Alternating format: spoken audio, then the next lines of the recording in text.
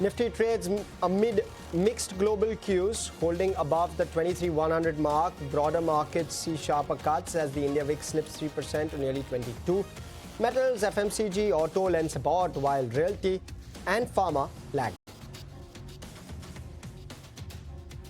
Crude reclaimed the $100 per barrel mark after Trump is weighing strikes on oil infrastructure at Kharg Island, raising supply disruption concerns.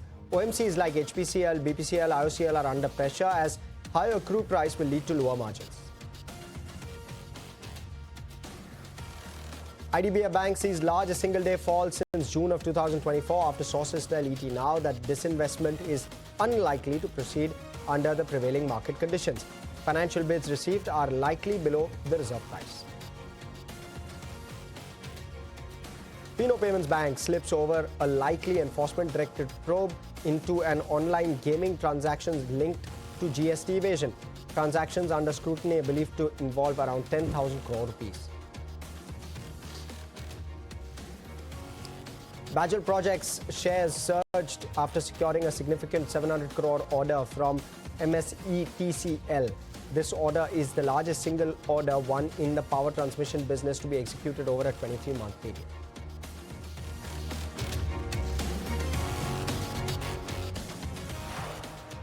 Well, the initial choppiness of the day has given way to a little bit of more stability, if I can call it that. Let's pull up the Nifty 50 index and you'll see what I'm talking about. We still below the 23 mark very, very briefly. After that, we've traded in a very, very, very tight band. So that's the positive coming through in trade. Let me talk about the Nifty 50 index. There are about 20 gainers to around 30 losers. So still the tilt is negative in that sense. But in terms of even sectoral, the larger sectors or the heavier sectors are not doing as well. You're seeing 1.3% lower on the Nifty IT index. The Nifty Bank is down around a fifth of a percent thereabouts. And the Nifty small cap and mid cap indices also have slipped to very low or rather close to the session's lows, if I can call it that. Let's pull up those indices and you'll see what I'm talking about. 1.4% lower on both of those indices, the Nifty mid cap as well as the Nifty small cap index. There you go.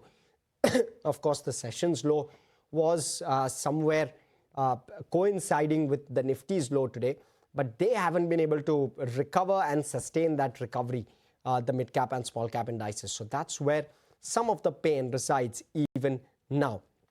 In terms of the Nifty 500 basket of stocks, again, the advance decline continues to remain very, very skewed. 400 declines to around 100 advances is the tilt. Sectorally, you're looking at outside of auto and FMCG, pretty much all sectors sitting in the red. The Fin Nifty also trading with a mild green dot. But outside of that, what you're seeing is pain on oil and gas, realty, energy, defense, pharma, IT, all of those are in some bit of pain, and the Nifty PSU Bank. Kunal Bothra also joining us this afternoon. But before that, let me go across to Rabinder with all of the stocks that he has on his list. Well, yes, from the telecom space, Tejas Network is in focus. Our company has received a purchase order to supply its state-of-the-art 4G RAN, which is a radio access network solution for the mobile network in the South Asia. And as a part of this order, Tejas 4G multi-band radio product will be deployed at the multiple location across the mobile operators networks. Remember that that recently stocks has surged around 50% after signing an agreement with NEC, and today also stock is up around 4.5%. CMAC is also in focus on the back of their order win when company consortium with the Supreme Hydro has received work order of rupees around 411 crore from the ONGC, and this is for the operation and maintenance service for MSB Samudra Sevak for 738 days, starting with 60 days of on 13 March 2026. So back of this order win, CMAC is also in focus. Another stock that is in focus is on the back of the order win is Bejil Projects, where company has received Ultra EPC work order of rupees 700 crore from the Maharashtra State Electricity Department Transmission Limited, and this can add an additional 28 crore to company's EBITDA on a quarterly basis. So back of this, stock is up around 12 to 13% on a intraday basis. Vari Energies is also in focus. Stock has recovered slightly from the day's low, where company announced India's largest 10 gigawatt integrated ingot and water manufacturing facility in Nagpur, and for this the investment required will be 6,200 crore. Adani Powers is also in focus, where company has received LOA from the Maharashtra State Electricity Distribution Limited for supply of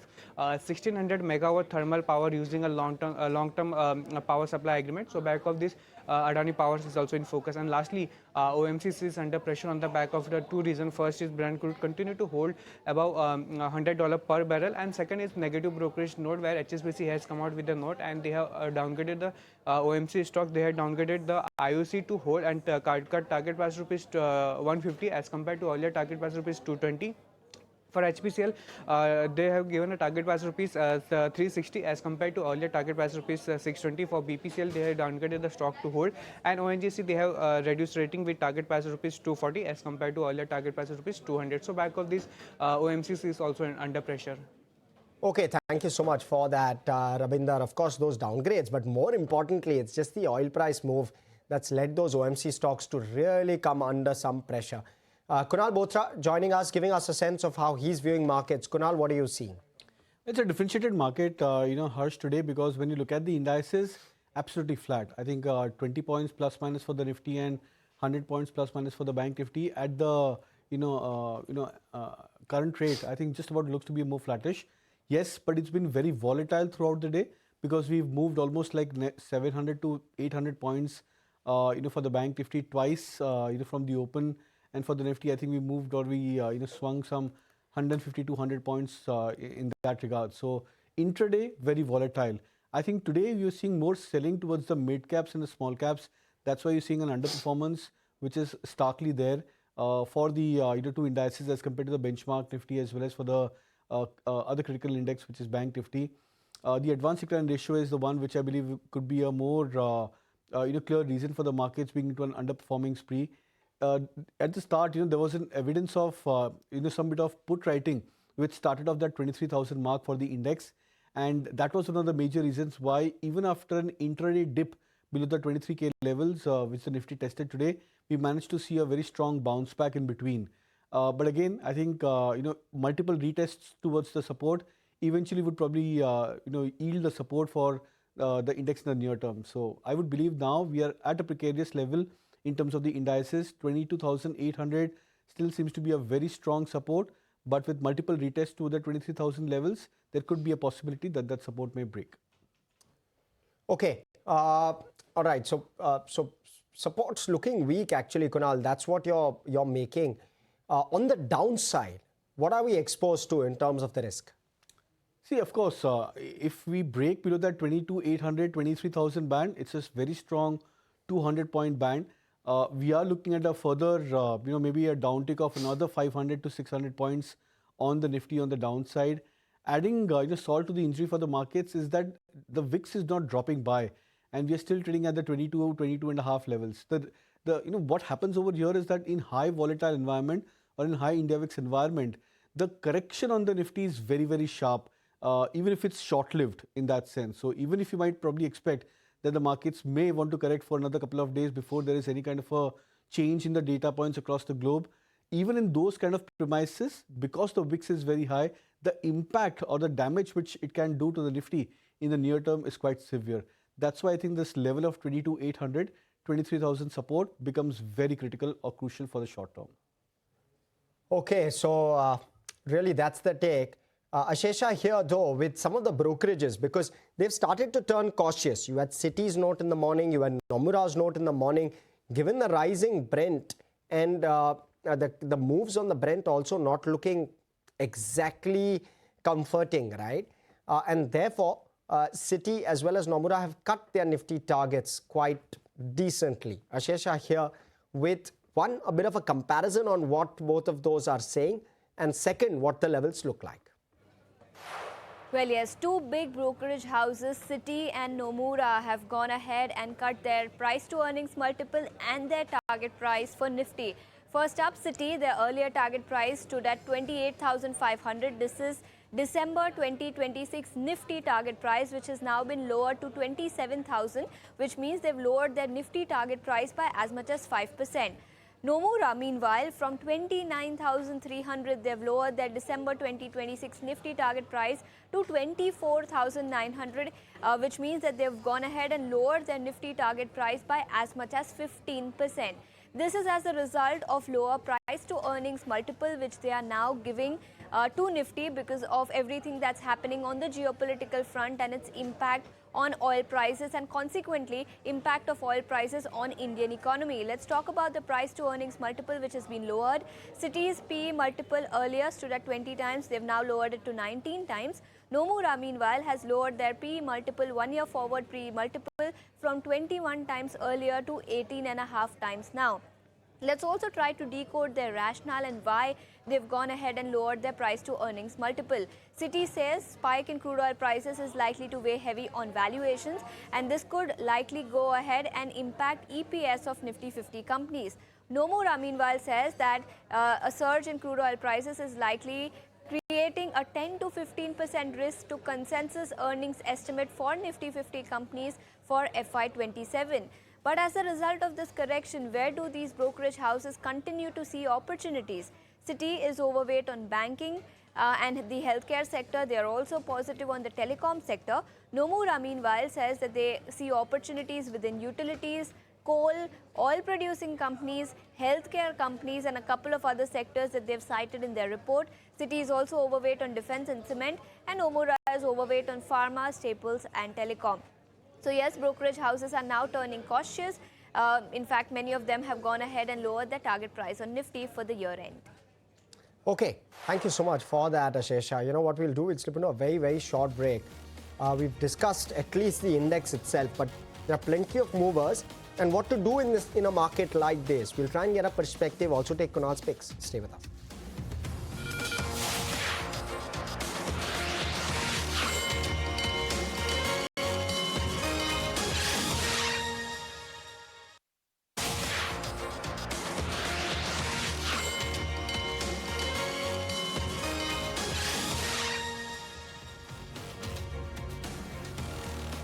Welcome back, and let's quickly take an FNO check because Sajid here with a snapshot on the FNO cues that are trickling through at this hour. Thank you, Harsh, for that FNO 360.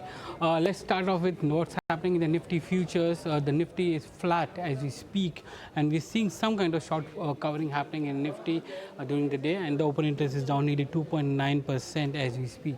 So after Friday's short position, there's some covering which is coming in, and that's why Nifty is hovering between positive and negative as we speak there.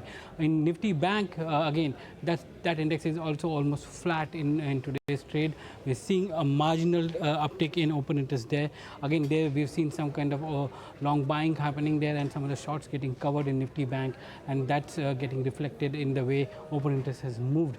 The premium at 184 as we speak for that. In the bank and Nifty Bank snapshot, you're going to see a lot of long buying happening in HDFC Bank, ICICI Bank, and Axis, including IndusInd Bank. So private sector banks are active today. You have a short build-up happening in SBI, Bank of India, Bank of Baroda, and PNB as we speak. In the open interest changes in the Nifty for the expiry of March 17, you're going to see 23,000 being the most active there, followed by 23,100, where we are seeing a good put writing coming in. There is a 23,200 put call activity, which is very active, and that's also one of the reasons why Nifty is hovering in a flat. It's not allowing the Nifty to go beyond 23,200. But if you look at the next week's expiry, there 23,000 clearly stands as a good support for the market, and then there you have the Nifty 23,500 call acting as a good resistance. So there's a big band of 500 points which is getting built in next week's expiry, with some activity happening at 23,200 put as we speak. In the open interest distribution chart, and that's visible very clearly, 23,000 for 17 and 23,500. So that 500 point range continues with a strong buildup of call happening at 23,200 in March 17. And if you look at March 24th, which is next week's expiry, you again see 23,000, which is acting as a good support, and 23,500 as a good resistance. Here you're going to see the put and call are almost at par. So there's a good put and writing of put and call happening at 23,200 as we speak in today's trade. Among the futures gainers, you'll see Ultratech up 3.3%, Grasim is up 2.5%, and M&M up 2.4%. Among losers, you have stocks like Bandhan Bank, IOC and HPCL.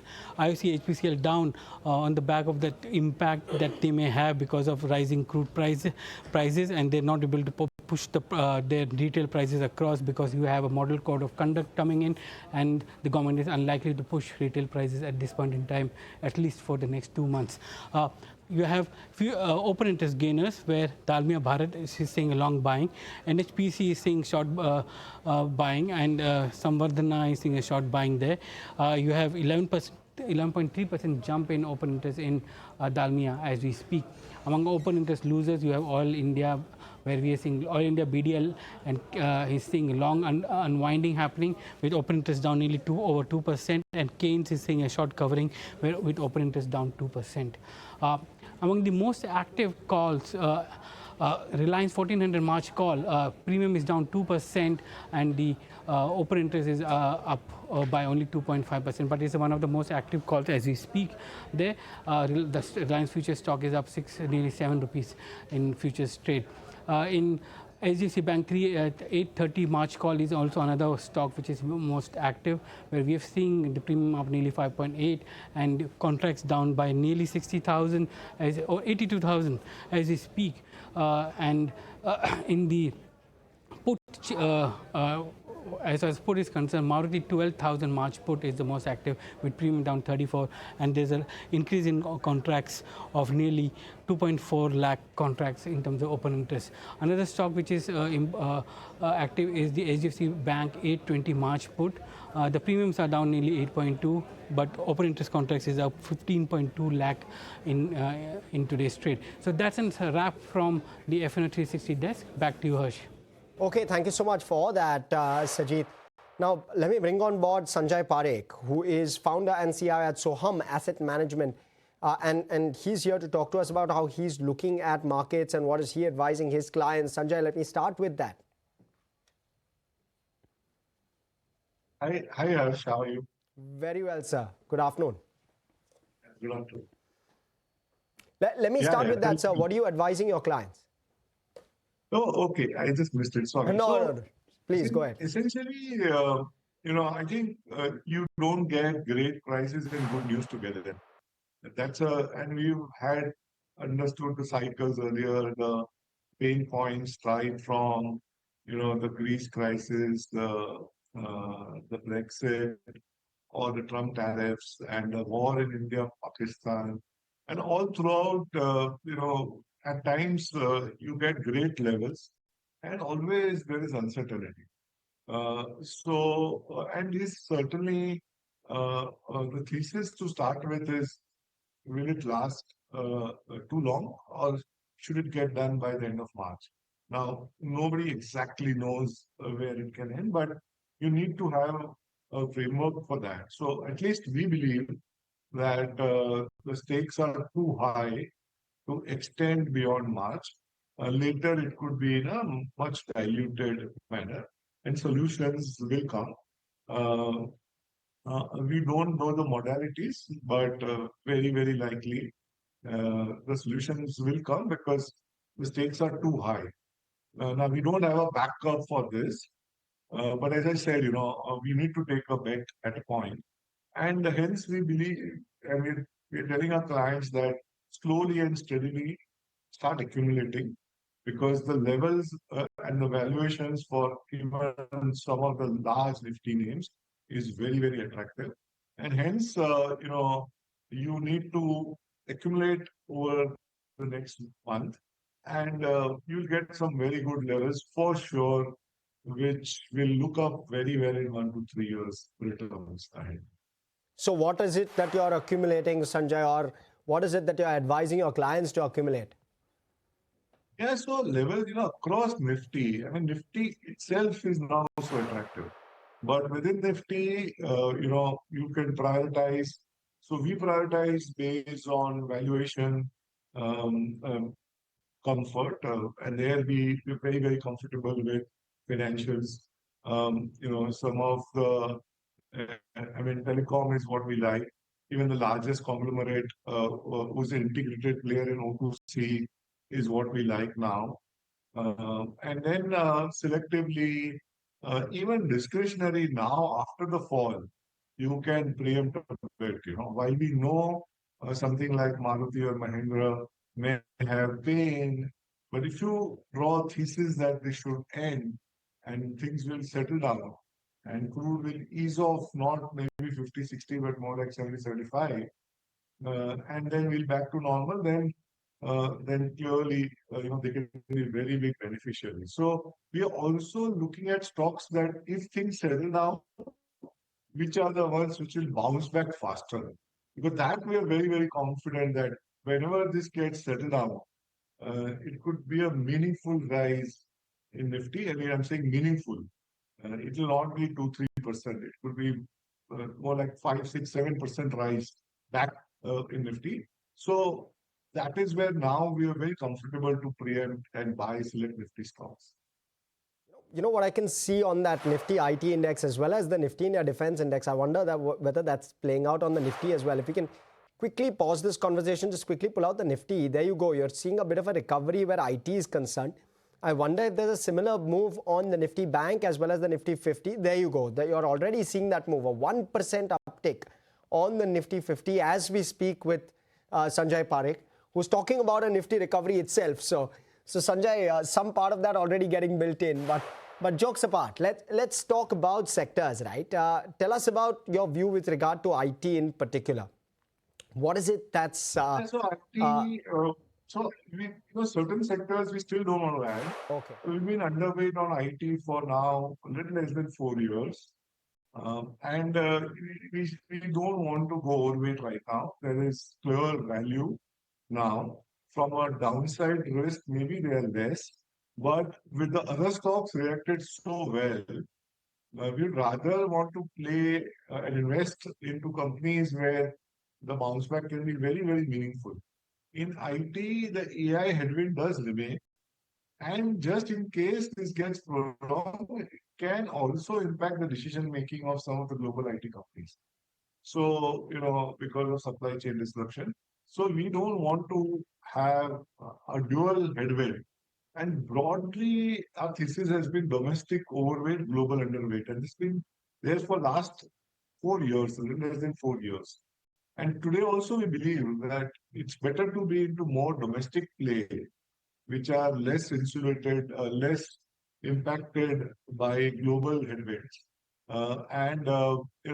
We have seen turmoil, one or another, and hence currently also we want to be in stocks which are more domestic facing and less affected by the global situation. Sanjay, that hasn't worked, right, for you over the last 3 to 4 years, given AI, and likely AI will continue to play disruptor, continue to play spoil sport.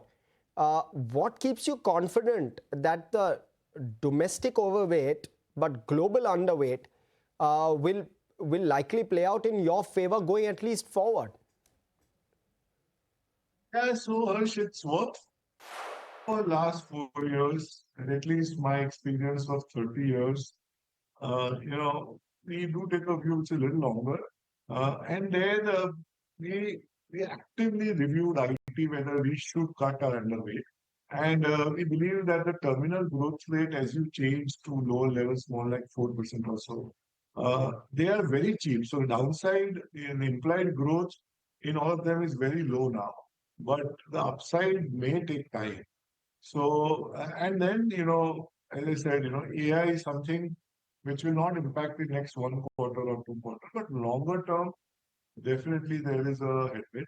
So we want to be underweight for now. Whether the degree of underweight will cut, we'll decide ahead.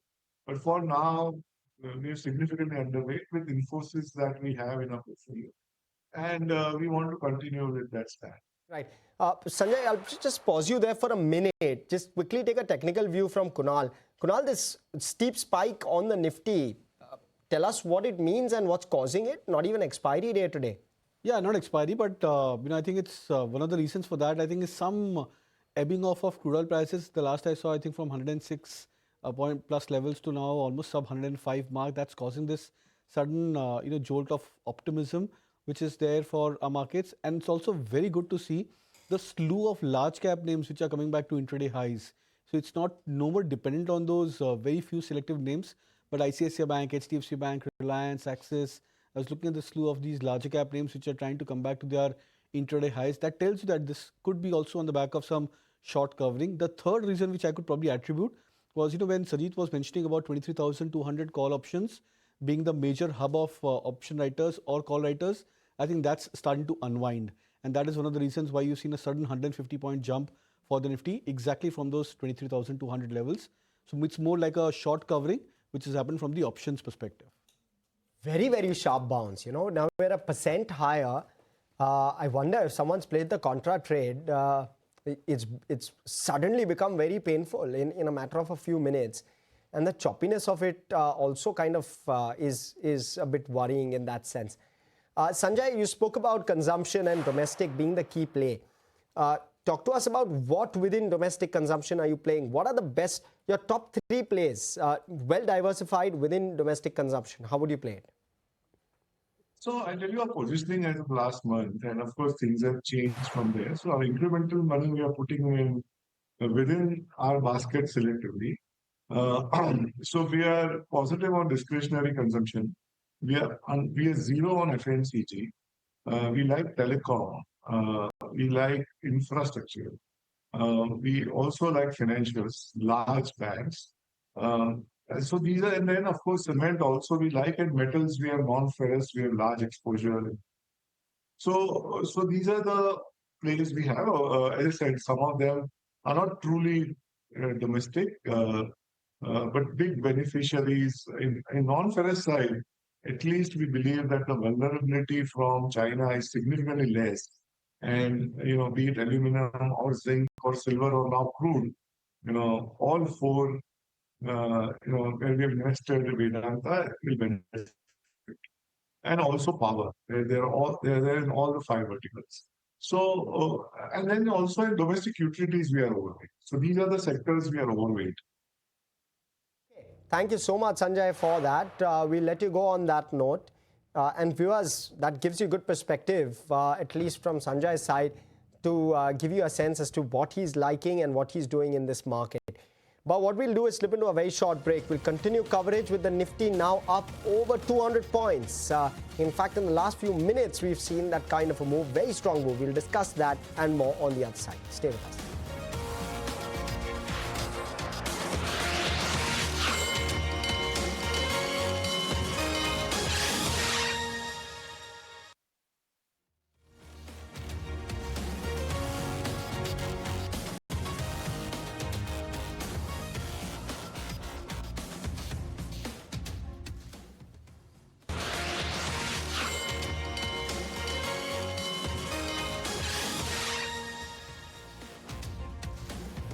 Back with closing trades right here on ET Now. Autos, that's the one sector which has been showing tremendous amount of weakness, at least up until Friday's session. Today, of course, some of these names are seeing a tad bit of recovery, but it seems that retail auto sales are appearing to slow down in the month of March, with early data now showing weaker registrations across segments. In fact, dealers are saying that war-related uncertainty and the Holi festival period have delayed purchases through CNG supply remains stable, and order deliveries are continuing for now at least. Shrishti is here with a roundup of what exactly is happening on ground. Shrishti?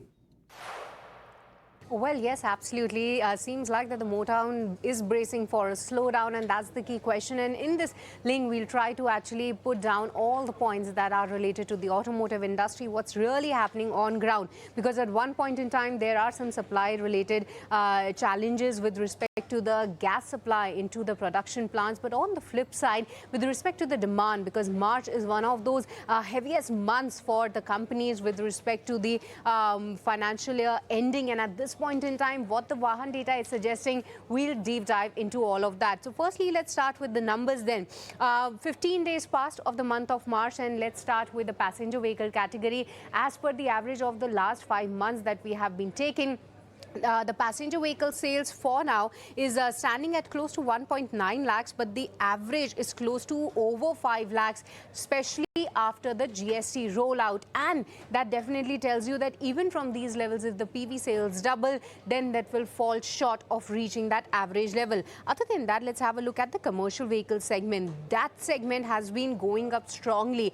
There we are not seeing any significant demand worries as of now, because Vahan data is close to around 44,000 of units versus the 5 months average rather is close to 99,000 of units. With respect to the three-wheeler segment, there you can see some bit of a slowdown that could be in store, because the 15 days of sales is close to 43,000 of units only. And lastly, from the two-wheeler segment, even if we double from these levels of first 15 days of sales of the March, that is close to 8 lakhs, then that will fall short of the average since September and February month. Now that's the picture in numbers, but the reasons there, let's deep dive more into that, because we did talk to FADA to understand what the sentiment is on ground, and they are saying that the customer sentiment is actually not that great right now after that pent-up demand that we have already seen in the auto sector.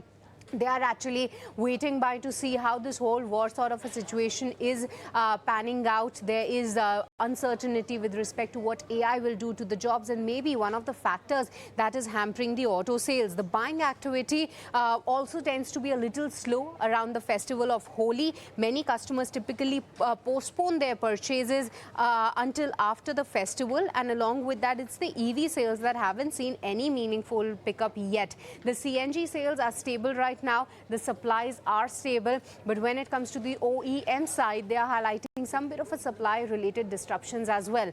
So that's the whole picture. So much of that is happening within the auto sales data, but Vahan data next 15 months is going to be really crucial to help us understand that after the month of September, the kind of run up that we have seen in the auto sales, is it here to sustain or not? Back to you. Well, interesting, and that, I guess, can be felt in the kind of aberration that we had in the auto stocks as well. And the fact that in the last 2 weeks alone, we've seen some of the blue chip auto names as well come hard with the market. In fact, M&M, Bajaj Auto, Hero MotoCorp, across the board, we have seen weakness. Today, of course, most of these names are definitely rebounding. In fact, let me welcome on board Richard Jain as well and figure out what he's making of the market right now. Richard, hi, afternoon. Good amount of recovery after a very volatile first half. Does it look like it's sustainable? Yeah, hi, very good afternoon. Well, post the recent correction, the momentum readings are quite oversold if you look at the daily chart. Also, if you look at the Nifty PCR, then PCR of around 0.575 as on yesterday. And generally, when it comes to around 0.6, 0.75 range, that is where we usually see bounce back moves. So 23,000, 22,800 was the support zone. Markets have already corrected. Some oversold setups are there. So we are looking for a pullback move, maybe towards 23,600, 23,650 kind of range. But given that the overall data points still continue to be on the negative side, the FI's long-short ratio, which is still 90% short, they have been forming fresh, they have been selling in the cash segment very aggressively. The data points such as crude oil, which is still above 100 US dollar index, which has seen a high. So until these entire data points see some kind of reversal, I think it's very difficult to take a call with that the markets would bottom out. So I think as of now, we will take it as a pullback move until the broader data changes, and 23,600, 650 is where we expect this pullback to extend. Well, some of these stocks are rebounding definitely quite hard. Look at M&M, for instance, in trade right now. That's been holding out very well. Ashok Leyland is looking good. And then, of course, you've got some very beaten down names like Eternal as well. From those levels of 215, it's bounced up all the way back to 220 plus levels.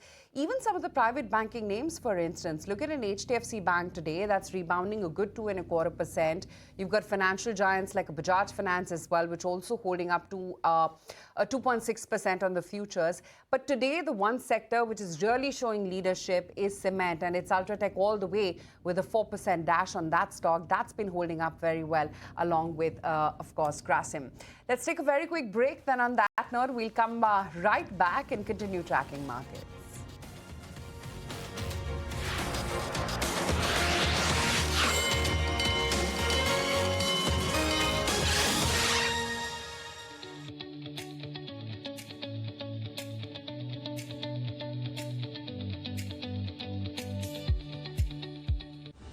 In associate.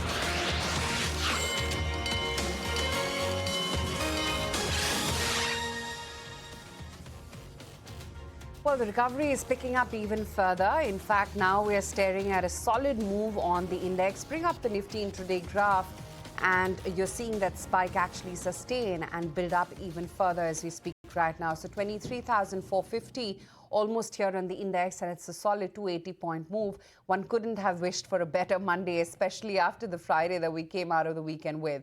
3.5% higher for Eternal, M&M up over 3% right now, Bajaj Finance up almost 3%, Bajaj Auto higher by 2.5%, HDFC Bank up 2.5%, ITC up over 2%, some of the metal names like a JSW as well making a good comeback, along with Tata Steel higher by 2%, and then SBI, which is now almost clocking in a 2% gain for itself. But the one stock which has been in focus is Polycab, and that has flagged off weaker than expected demand in the month of March, which could impact the fourth quarter performance as well. Now, the company says that the January numbers, or rather the January sales, saw channel overstocking, followed by destocking in the month of February, while uncertainty due to the ongoing geopolitical tensions and a high base have actually weighed in on the March sales. Rabinder is here from our research desk to walk us through that commentary.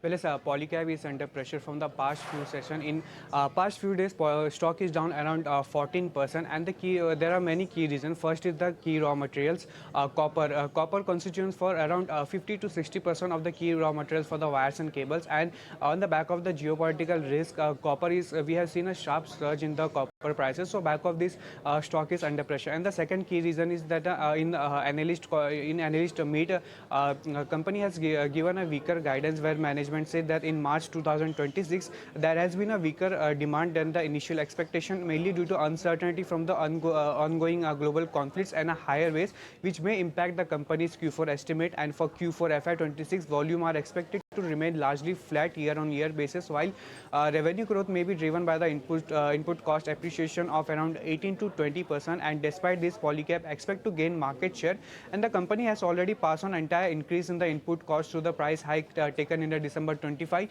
and January 2026, and export contribute to around 6% of the Polycab's total revenue, which and from 6% around 20% linked to the Middle East, and the ongoing geopolitical tension has put the freight rates up to 4 to 5 times, which is affecting the export shipments. However, the companies remain confident of delivering margins within the guidance range of 12 to 14%. And Brokerage has come out with a note where JM Financial has maintained their buy rating but cut target price rupees 9,000 as compared to earlier target price rupees 9,200, and they have cut EPS estimate by 0 to 2%. And ICICI Security has also maintained the buy rating and cut target price rupees 7,800 as compared to earlier target price rupees 7,900. They say that despite they remain positive on Polycab despite the near-term demand disruption due to supply chain uncertainties, and March typically contribute to 45 to 50% of the Q4 volume sales, but feedstock availability has issue may impact the overall volumes in the March 2026. Additionally, aluminium and PVC prices has risen sharply in last 3 to 4 weeks amid supply disruption, which may create near-term margins pressure. So back of this, today also stock is down around 2% on an intraday basis. 2% down intraday, but definitely pulled up quite a fair bit from there. Now mildly down as we speak right now. In fact, look at some of the other pairs. Look at a PGEL, look at a Keynes. Those stocks are actually recovering quite smartly. So that EMS play is definitely holding out. But Ruchit, what is your own take on the charts of a Polycab, Keynes, PGEL? Been quite beaten down off late. Are they worth a buy now? Well, pullback move may be there because of the recent correction. The more things have been oversold there too. But too early to say that the stocks will bottom out and we would see a complete reversal on the charts. So I think stocks with this Polycab offers a good risk-reward ratio perspective for that pullback. And a move towards 7,700 in the near term could be expected in Polycab. Okay, that's that on Polycab. But today, of course, it's about those beaten down names, the blue chips actually, which are giving support to the index. Kunal, what's the likelihood that in this bout of recovery, I mean, should it sustain, the private banks will catch up faster than perhaps an SBI? So that depends on the element of short covering. So, first short covering has to be present, as a strategy for these stocks to start into an outperforming zone. And then how quickly could be the short covering move for these stocks would determine the kind of sectors and stocks which have been beaten down and their leg of expected participation. For example, in the last, I think, 1 month or so, adding to the banking names, there was auto, there was IT and many other sectors which had started to underperform. So whether you're seeing sector-specific short covering, large cap specific short covering, I think all of that would probably determine the extent of move. But right from the start today, it was a point where HDFC Bank, ICICI Bank were showing signs of resilience for themselves. No major price correction for these stocks as a follow-through from what was handed over to us from the previous week. So that was heartening to see, and it's good that these stocks have seen a build-up of the initial price action for themselves. Okay, let's only keep our fingers crossed on this short covering-led move. For now, of course, we are staring at a good 800-point move on the Nifty Bank alone. Let's take a very quick break. We'll continue tracking markets on the other side.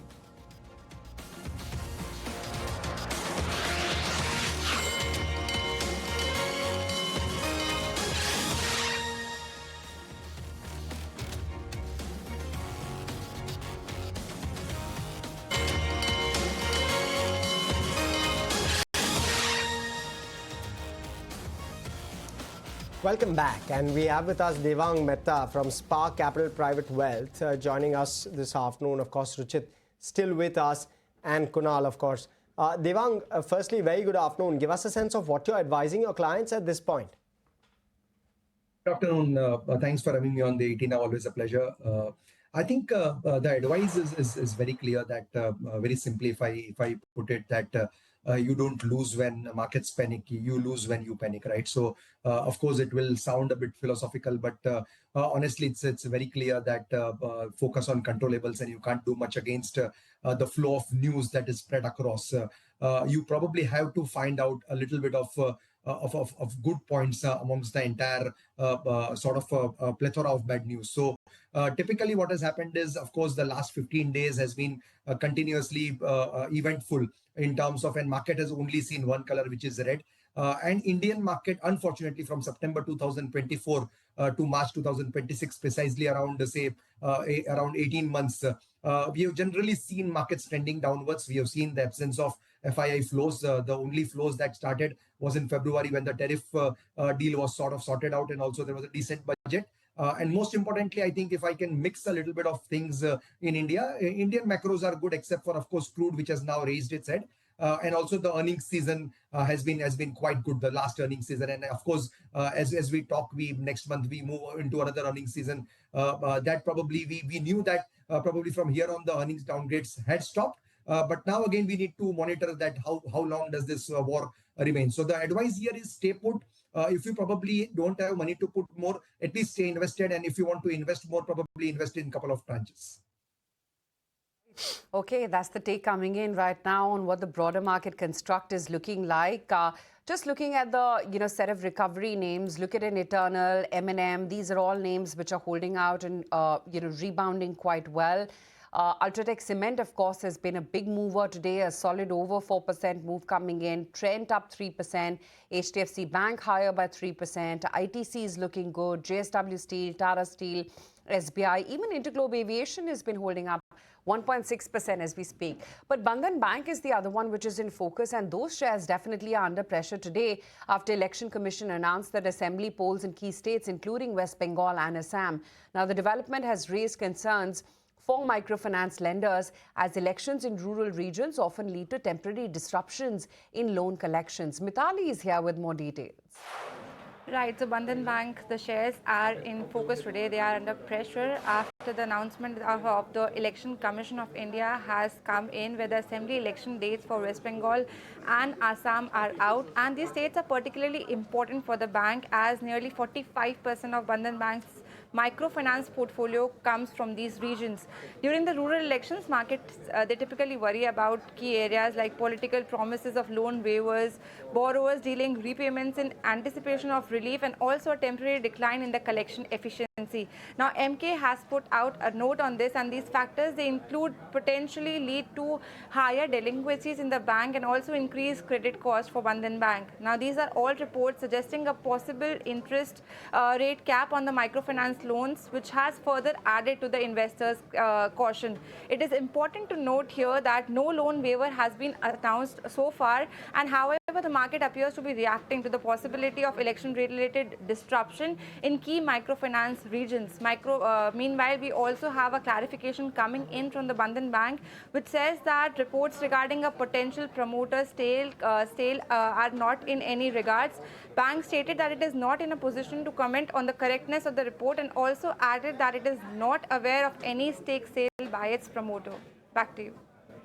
Okay, that's the clarification coming in on Bandhan Bank and why that stock is under pressure. Just want to mark what's happening in the broader markets as well, because there too the volatility definitely was quite evident at the start of today's trading session.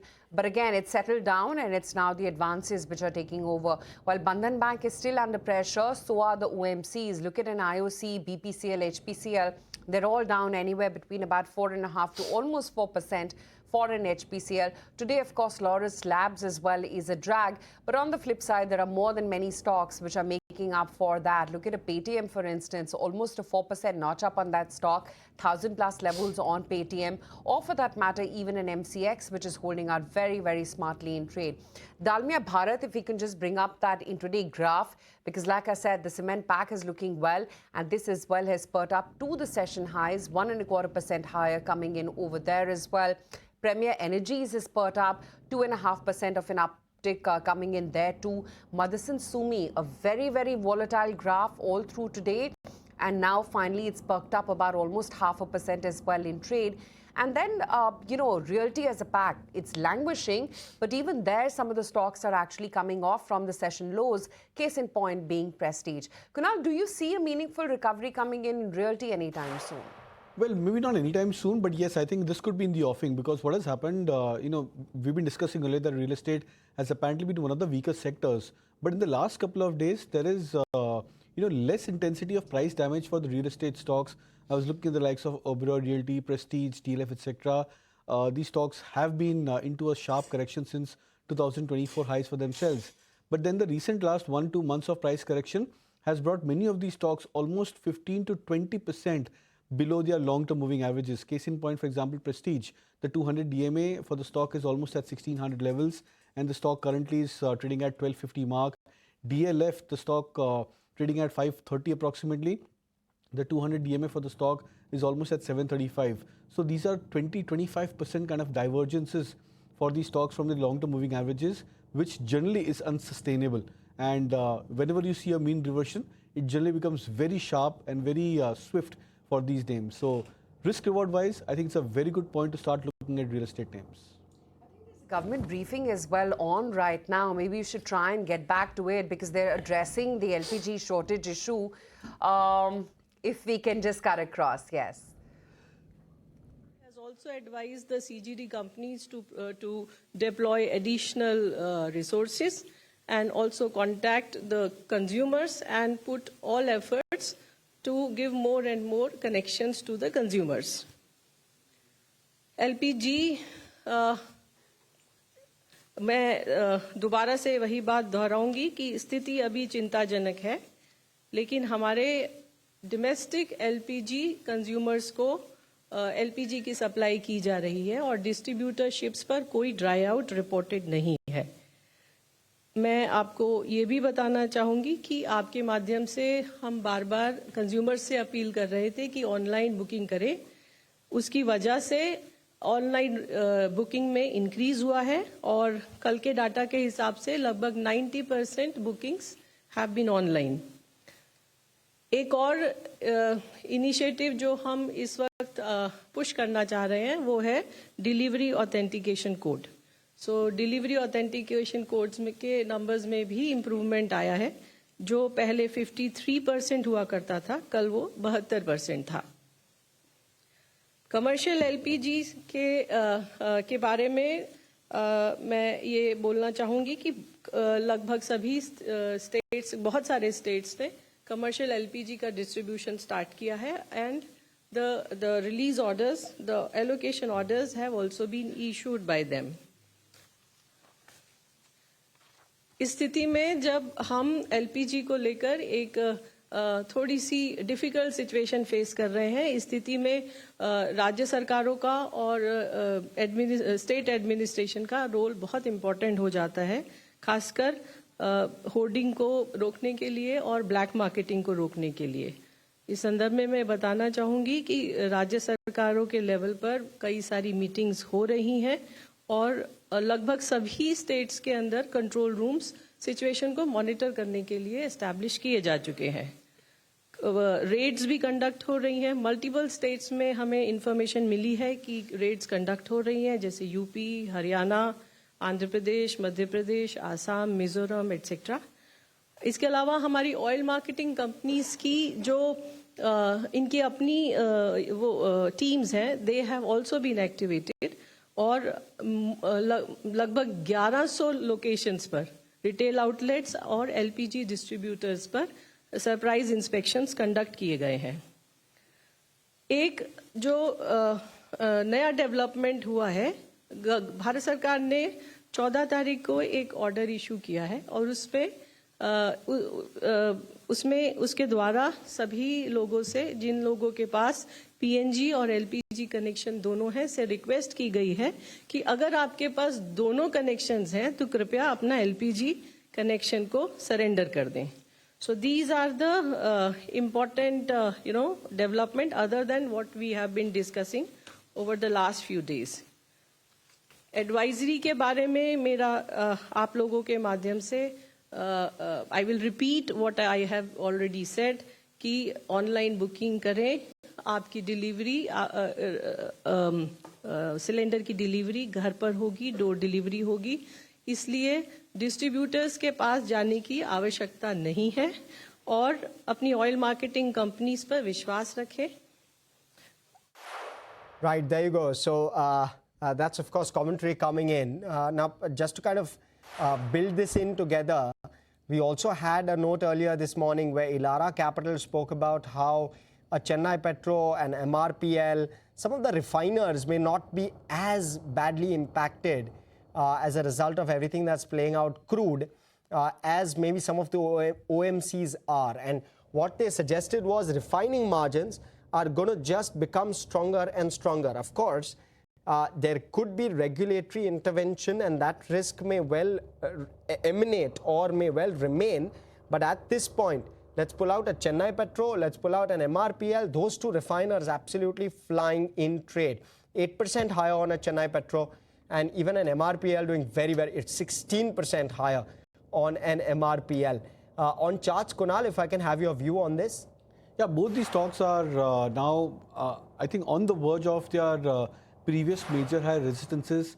For example, I think Chennai Petro closer to this 1,000-odd mark was the previous attempt for the stock price on the weekly closing basis as well as on the monthly closing, where the stock had taken resistance. This was start of 2025, or rather the first 3-4 months of 2025, where the stock had retested those levels, had fallen down to almost 800 mark and now restarted back towards the 1,000 mark. So which means that this could potentially be a breakout for both of these names, and with volumes backing these moves, if we see maybe another couple of days of price uptick, then we can attribute that these stocks are coming out of their multi-years of consolidation. Interesting. Devang, there's just so much happening in the crude landscape. I know that we've got limited listed entities to play all of these with, as is the case globally as well. Where do you sit at in terms of your calls? How would you kind of play crude at this point? OMCs, refiners, as well as oil explorers. How would you play all those three themes?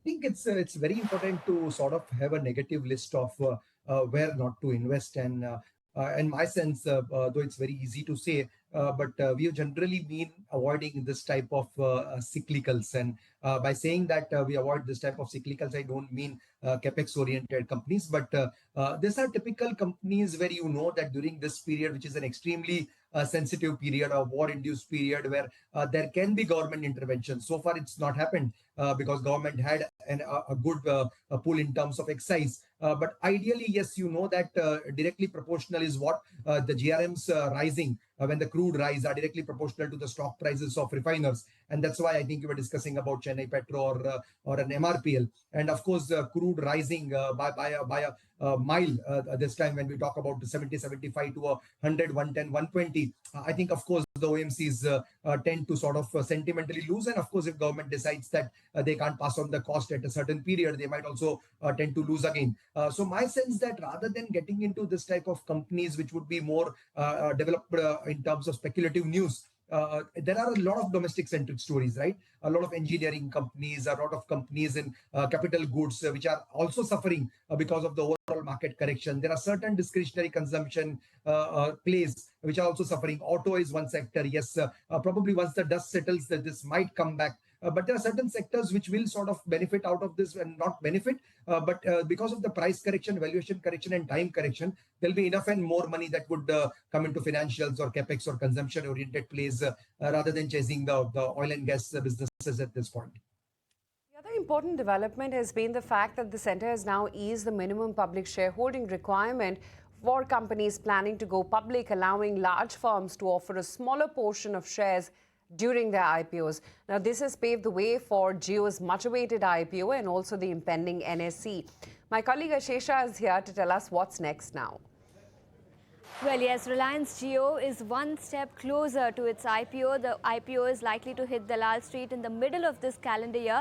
And ahead of that, Reliance Jio stocks has declined nearly 13% on a year-to-date basis. So what explains this and what's the outlook going forward? We are here to decode that. First up, let's talk about the changes in the norms which have been done by SEBI, the news which came overnight, where minimum public holding which was earlier 5%, has now been reduced to 2.5%. Reliance Jio wants to keep Jio's free float to 2.5%, and government has now notified the amendment to SCRA, which is the Regulation Act. Earlier, minimum public offer requirement was 5%, which has now been lowered to 2.5%, which means Reliance Jio's IPO is all set to hit Dalal Street in the middle of this year. Of course, there's an implication over here. Reliance Jio will have to go ahead and raise at least 15% in the next 5 years and 25% in the next 10 years if shareholding is below 15% during listing.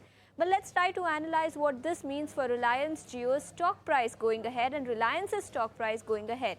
Now, there are two schools of thoughts over here. One, that there could be value erosion because of holding company discount. Potential IPO by mid-2026 could be a worry for Reliance Industries because Reliance Industries holds 67% stake in Reliance Jio. And on account of holding company discount, the stock price could fall ahead of its IPO.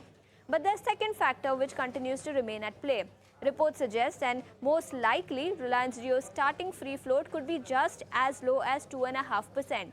Lower free float might create liquidity constraints, because of which the stock could trade at a premium as compared to its peers, and some brokerage houses like CLSA believe that the premium valuation as a result of liquidity constraint, which is caused by lower free float, could completely negate the impact of holding company discount. So those are two schools of thoughts regarding how Reliance's stock price could move ahead of its IPO, which is scheduled in the middle of this calendar year. Let's also talk about a couple of other factors which continue to remain at play for Reliance Industries. One, as a result of the West Asia conflict, there are two positives: likely rise in its petchem margins, and second, this is also likely to aid from jump in diesel cracks, which has now risen to $35 to $42 a barrel. These are the two positives that the company is currently enjoying as a result of the West Asia conflict. Remember, FII holdings in Reliance Industries have dropped from 28.3% in March 2021 to just over 21% in December 2025. Clearly, FII holdings in Reliance Industries has fallen over the last 5 years. But on the valuation front, Reliance Industries still looks attractive because it is reasonably priced as compared to its 3-year average. Price to earnings multiple currently is at about 17 times versus 24 times, which is its 3-year average. And even on EV to EBITDA metric, the stock looks reasonably priced. Let's also address some concerns around debt, which is actually not a concern for Reliance Industries. Net debt to EBITDA currently stands at 0.6 times. The management has clearly stated that net debt to EBITDA will remain below 1 times despite CAPEX. CAPEX, remember, is likely to moderate going forward and it will be fully funded via internal accruals. So those are some factors which continue to remain at play for Reliance Industries. Let's also talk about a couple of other tailwinds. Street is bullish on their AI foray. It is bullish on data center business, ramp up of new energy, the 75,000 crore investment that they announced 2 years back. Quick commerce business and the outlook on that business also continues to remain very positive. So clearly, quick commerce ramp up meanwhile is likely to weigh heavy on retail businesses EBITDA, and this could be a headwind for the stock in the near term. But for now, the path for Reliance Jio's IPO has been cleared and the stock has corrected 13% on the back of valuation and holding company discount, but that could perhaps not play out because of the low free float that Reliance Jio is looking to come out with. Well, interesting analysis on Reliance and, of course, the impending Reliance Jio IPO as well. Devang, curious to get in your thoughts on both Reliance as well as Jio whenever it lists. I think they're in a sweet spot. My sense that, of course, I'm not recommending any stock as I always talk more on sectors, macros, and themes. But to be very clear, I think most of the companies' different engines are running on extremely sound wicket. If you look at the petchem, there is going to be margin expansion. Oil and gas, the GRMs would tend to rise, and the capability that the company has in terms of even doing the most toughest of crude, refining the most toughest of crude is something which is exemplary. The third, the new economy businesses like Jio and retail, of course, will take some time. Jio has done extremely well in sort of penetrating the market in terms of the telecom business. And my sense that it's a perfect oligopoly type of a business. We know, right? It's Bharti Airtel, Reliance, and of course, the third one being Vodafone. So my sense that it is the right ingredients are there for the business. It's underperformed for quite a bit of time right now. So maybe as soon as the FII flows start coming in, such type of companies can be market leaders, a conglomerate which operates in both the old as well as the new economy. Okay, all right. Kunal, give us some ideas. It's 320. Any BTST, STBT trades? So BSE is something which continues to look very attractive. In fact, that's a stock which has been holding up very well for itself over the last 5 to 7 days specifically. Still holding on to that 2,850 plus kind of a zone. So maybe that's one of the names which traders could look at in terms of say BTST, or maybe from a positional play, given the kind of resilience and outperformance the stock has shown.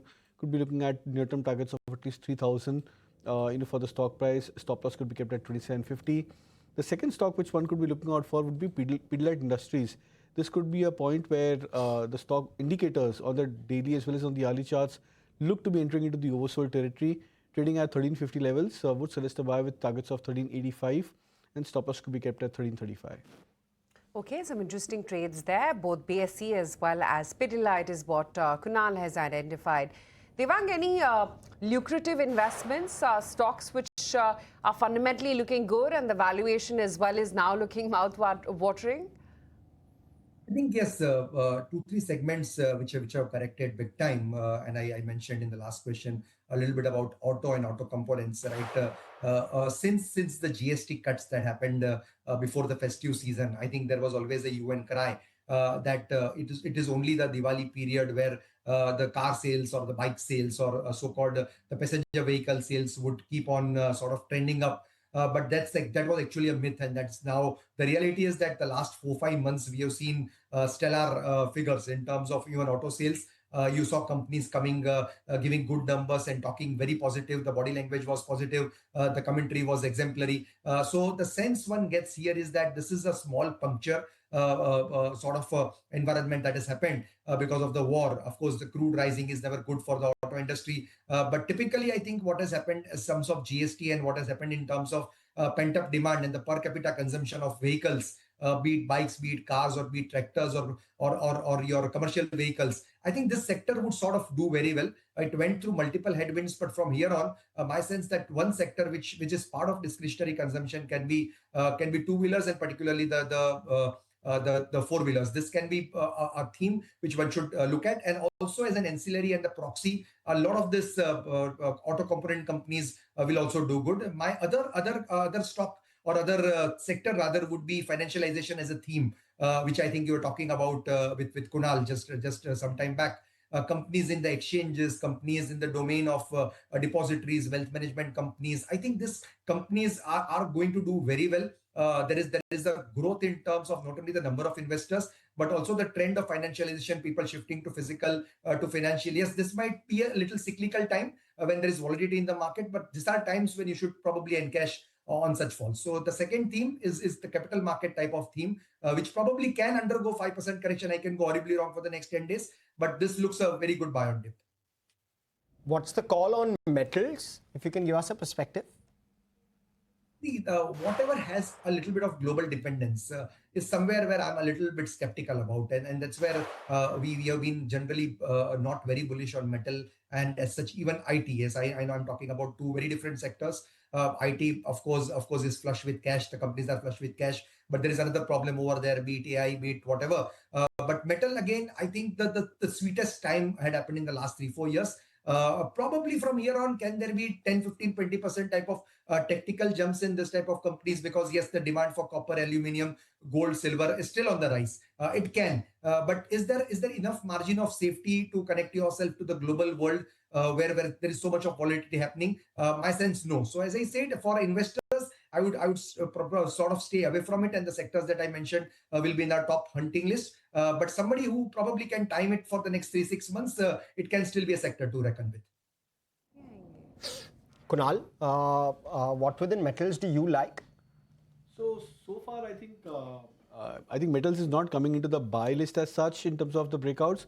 But if it happens, then I would probably believe that the two important stocks one could watch out for would be Hindalco as well as Tata Steel, because these are the two names which had done exceptionally well in the previous leg of the price trend for the metal stocks, both in terms of acting as some sort of leaders or maybe the initial movers from the entire metal pack, and then in terms of price magnitude where these stocks scaled up significantly high. Tata Steel was, for example, one of the stocks which was trading at 135, 140 kind of a range for a long period of time, and that stock moved towards the 200, 220 kind of a zone in a matter of, I think, 3-6 months approximately. So that is the kind of extent of price up move which you've seen for these metal names. Right now, it's still a corrective zone for these metal stocks, profit booking, a retest of the 200-day moving average for many of these names. So I would probably wait for another couple of days, let the bounce back stabilize, and if that risk appetite comes back, then I think metals, realty, etc. could be good trading bets. Okay, metals, etc. looking like good trading bets, winding up for the day, and sure enough, the day started off acutely volatile. In fact, there was not one direction that the Nifty was willing to take. And then finally, we rebounded quite smartly. A little off from the day's highs, but still it's a good over 200-point recovery that you've seen. 23,400 plus levels for the Nifty futures. Well, BEL, Coal India, ONGC, some of the pharma names, Bharti, Infosys, Titan, HDFC Life, etc. have been a little bit on the back foot. That's not been the case with an Ultratech Cement, with a Grasim, M&M, Eternal, HDFC Bank, Bajaj Finance. ITC managed to hold out quite well. SBI looked good by about 1.5%. ICICI Bank has managed to hold out quite well. And that's been the case with an Interglobe Aviation, with an Axis Bank, and even Reliance Industries, which perked up by about almost 1%. For the market breadth, though, it's been relative underperformance. 112 stocks standing to the green, with about almost 99 standing to the declines. Bandhan Bank, of course, tanked quite hard, 7.5% of a cut. and the entire OMC space was really beaten down. So IOC, HP, BP, they were all down. Fortis, KPI, Tech, these are all stocks which were fairly in the red. But on the flip side, there were also names like, a Paytm, for instance, which held out very well. MCX did good. Dalmia Bharat, Premier Energies, these are all stocks which have managed to perk up quite a fair bit. Harsh, what are you spotting in terms of the big movers today? Well, yes. So when you're looking at the advanced decline itself, it's 2:1 in favor of the declines. So the breadth obviously negative despite everything that's playing out. Some of the heavyweights within the Nifty pack, really, those are the ones standing out in trade for you. Look at an HDFC Bank, 2.5% higher. So that move leading both the index as well as the Nifty Bank higher. ICICI Bank also doing fairly well for itself. M&M is the other one which is perked up in trade. So that one also seeing a decent kind of a move with regard to the way the stock has moved today. 3.25% higher, 3.33% higher, in fact. So a decent move across all of those that you can see. So among the heavyweights, really, that's where the movement is. Even among the contributors, Reliance Industries and SBI are some of the other big contributors for you in trade. BEL, in fact, was one of the big losers. Bharti Airtel, Sun Pharma are just some of the other losers that you can spot on the index itself, on the Nifty 50 index. Auto leads the gains today, 1.4% higher. Realty down 2%, oil and gas down over 1.5%. The Nifty Healthcare Pharma Index seeing a bit of pressure today. Nifty IT though, just 0.5% lower, and I say just 0.5% lower is because if you look at the intraday move on the Nifty IT, you've seen a fair bit of movement, and from the day's lows, we've seen a very good recovery on the Nifty IT index. It's about 1.2% in terms of the recovery itself. That being said, on the Nifty Bank, there's been a near 2% recovery. The Nifty 50 has recovered around 1.7% from the day's low. The mid-cap and small-cap indices also recovering at least 1.5% from the day's lows. So from the day's lows, if you're looking at it, there's been that positive momentum. Some of the other big gainers of the day, Chennai Petro as well as MRPL, those were the big gainers. Along with ITI, the stock is perked up 18.5%. Tejas Networks up nearly 6% on the back of an order win. Ola Electric is up 5%. Adani Power up 5.5%. Zentech among the defense pack doing well as well. Paytm up 4% after PhonePe pushes its IPO a little bit down the line, and therefore you're seeing a decent move on Paytm. Aadhar, City Union Bank, Bikaji are just some of the other movers in trade today. The big losers, which Aisha didn't mention, IDBI, Bandhan, but Adani Total Gas is the other one. GE Shipping is down 5.5% after that very strong up move we've seen over the last few days. IOCL, Brainbees are just some of the other casualties of the day. Kunal, very quickly, how would you rate the day? Well, I think it's a good end to the market and a good start to the week for the indices, and it's good to see finally that there was a limit of short covering for a few of the larger cap names. Even though mid caps and small caps, they sort of underperformed throughout the day. The market breadth was also not extremely optimistic when you look at this in terms of the index gains. But then I think this could probably be a point where, if in case there's further short covering, it could lead into some more recovery for the index. Even if you come back towards 23,500 for the Nifty on the spot levels, that would be a good enough zone for the index to just about consolidate. The supports still remain the same at 22,800 mark, which we flagged off at the start. Okay, and on that note, let's wind it up right here on this edition of Closing Trades. We'll be back with all the market action tomorrow morning at 8 a.m. And of course, don't forget to tune in today at 4 p.m. For an analysis of what the day looked like and what tomorrow may be looking like on Market's Edge.